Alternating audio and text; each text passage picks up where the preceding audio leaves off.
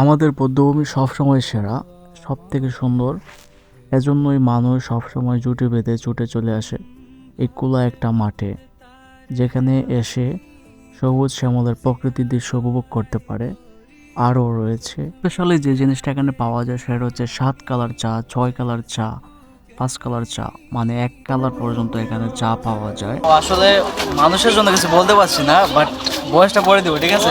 So আমিও, কারণ আমি একজন চা লাভার, এটা সবাই জানে মোটামুটি। যাই হোক, আমরা সামনের দিকে যাচ্ছি। আর হ্যাঁ, একজাক্টলি আমি এখন একটা স্টিলের ব্রিজ আছি।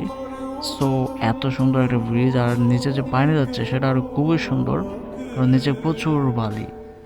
আর সামনে দেখতে পাচ্ছ এটা একটা টাওয়ারের মতো। সো এটা হচ্ছে একটা যুদ্ধের যে একটা অংশ ছিল সেটা, এজন্যই এটা এখানে বসানো হয়েছে।